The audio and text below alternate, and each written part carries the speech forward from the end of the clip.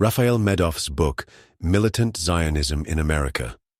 The Rise and Impact of the Jabotinsky Movement in the United States, 1926 to 1948, explores the rise of revisionist Zionism in America. Central to this is Ze'ev Jabotinsky, a man of many talents, an orator, author, poet, and the leader of the Zionist movement's maximalist wing. Jabotinsky arrived in New York on January 27, 1926. The only person there to greet him is a young man named Israel Poznansky, shivering in his rumpled overcoat and earmuffs.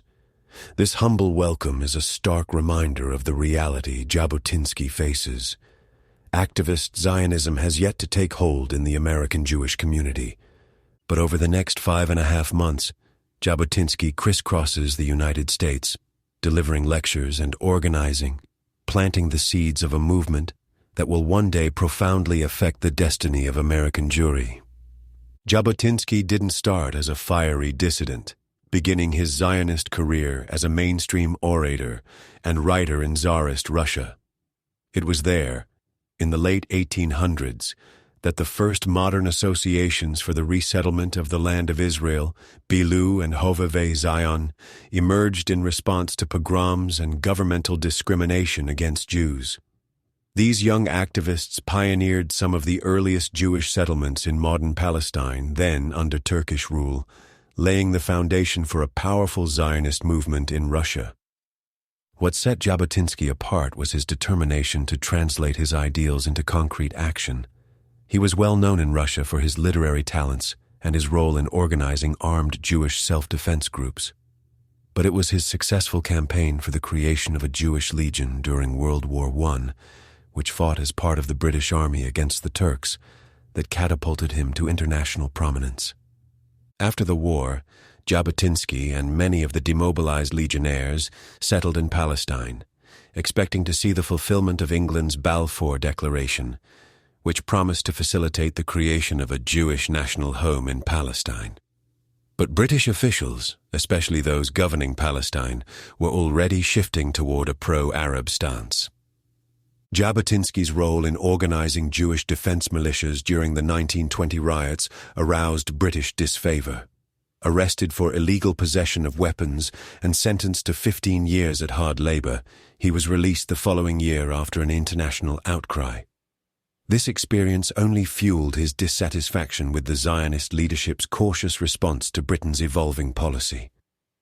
By the early 1920s, Jabotinsky was urging World Zionist Organization WZO President Chaim Weizmann to take a more aggressive stance against London's opposition to a Jewish army in Palestine and the decision to bar Jewish settlement in Transjordan.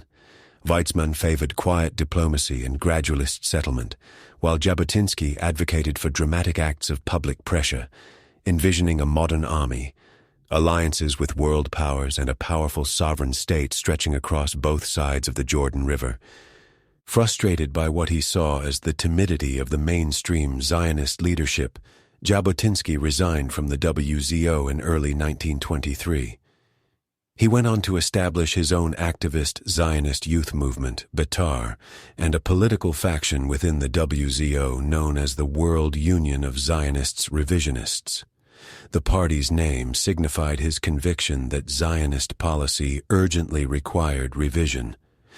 Jabotinsky's calls for a tougher stance toward the British and massive Jewish immigration to Palestine found a receptive audience in Eastern Europe. The quick creation of a Jewish state resonated with lower-middle-class Jewish shopkeepers and artisans suffering from anti-Jewish discrimination, but attracting support for revisionism in the United States posed a complex challenge. The political and social atmosphere in post-World War I America was not hospitable to foreign-based ethnic nationalist movements. The anti-German hysteria of the war years had generated strong pressure on all immigrants to Americanize, and the rise of nativism and anti-Semitism further intimidated the Jewish community. In such an environment, many American Jews feared that affiliation with a Zionist movement could be perceived as un-American. The Balfour Declaration and subsequent British conquest of Palestine made it seem as if Zionism's central goal had been achieved, and the need for a diaspora Zionist movement was no longer obvious.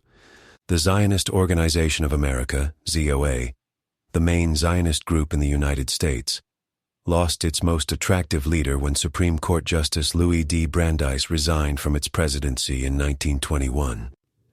When Jabotinsky arrived in New York in early 1926, the ZOA had only slightly rebounded to about 26,000 members. His lecture tour indicated that it would not be easy for militant Zionism to take root in American soil. Despite attracting an audience of 2,000 at his opening address at the Manhattan Opera House, many other venues were sparsely attended. Moreover, rival labor Zionist movements in Palestine repeatedly denounced Jabotinsky before American audiences. If there was indeed any deliberate effort by American Zionist leaders to undermine Jabotinsky's tour, it was not evident in the pages of the ZOA's New Palestine magazine. In February 1926, the journal allotted space for a substantial excerpt from his Manhattan Opera House speech and ran a two-part series explaining the revisionist platform. New Palestine's March 1926 editorial saw the revisionist phenomenon as allies rather than foes. The group was part of the general Zionist grouping within the Zionist organization and not a separate party. Their proposals were not at variance with prevailing views in existing parties or groups, though Jabotinsky emphasized certain points more strongly. Jabotinsky's handful of devout followers in New York were instinctively suspicious of the ZOA officials' motives. They viewed the differences between their leader and the Zionist establishment as ideological and political chasms that could not be bridged. But the ZOA's attitude changed in April 1926 when the Executive Committee of the Order Sons of Zion endorsed revisionism and called on its forthcoming convention to do likewise. This has been a BrightLearn video from BrightLearn.ai on the book Militant Zionism in America, The Rise and Impact of the Jabotinsky Movement in the United States, 1926 to 1948, by Rafael Medoff. Visit BrightLearn.ai for more fascinating videos like this one, and visit naturalnews.com for full editorial coverage and breaking news on critical stories that keep you informed and aware of what's really going on.